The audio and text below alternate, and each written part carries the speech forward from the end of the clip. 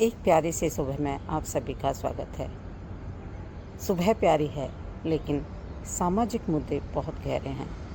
मैं और मेरा बेटा अक्सर बहुत सारे सामाजिक मुद्दों पर बात करते हैं। उन्हीं में से एक मुद्दा है जेंडर इक्वलिटी का।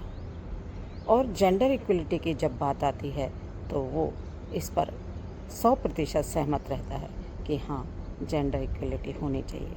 पर कैसे? आज का सामाजिक सिनेरियो जिस तरह का है उसमें लड़कों के प्रति लड़कियों के अपराध दिन प्रतिदिन बढ़ते जा रहे हैं। लड़के अपने आप को इनसिक्योर महसूस कर रहे हैं। जिन अपराधों के लिए लड़कों को कठोर दंड दिया जाता है, कारावास होता है, उन अपराधों के लिए लड़कियों को छोड़ दिया जाता है। उन पर कोई कार्रवाई नहीं होती। वो समाज में आराम से जी रही होती हैं, लेकिन लड़कों के लिए जीना मुश्किल होता जा रहा है। उन्हें सज़ा हो जाती है, उनका करियर ख़त्म हो जाता है। ऐसे में हमें एक बार फिर से जेंडर इक्वलिटी के बारे में सोचना ज़रूरी है। हमारा संविधान ये कहता है कि लड़की हो या लड़का हो, उसको समान अवसर मिलने चाहिए, उसको समान रोजगार के लिए समान वेतन मिलना चाहिए। सामाजिक स्वतंत्रता की बात हमारा संविधान करता है, धार्मिक स्वतंत्रता की बात हमारा संविधान करता है, शोषण के विरुद्ध अधिकार की बात हमारा संविधान करता है।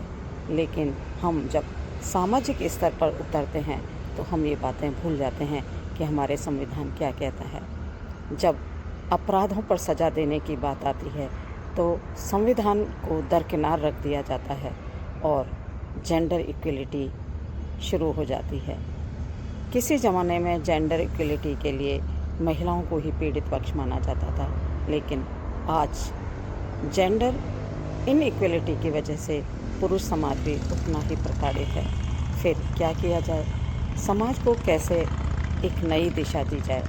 महिलाओं की शिक्षा शुरू हुई थी इसलिए कि वो पारिवारिक जीवन को और अच्छी तरह से मैनेज कर सकें, अपनी चीज़ों को समझ सकें, लोगों को समझ सकें और जीवन को नया आयाम दे सकें।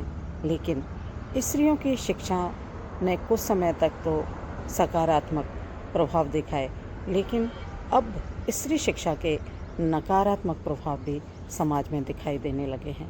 ऐसे में क्या ये माना जाए कि हमारी शिक्षा व्यवस्था दूषित है या हमारी पेरेंटिंग दूषित है?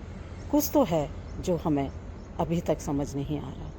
उसे समझने की ज़रूरत है, तभी हम समाज को एक नई दिशा दे पाएंगे।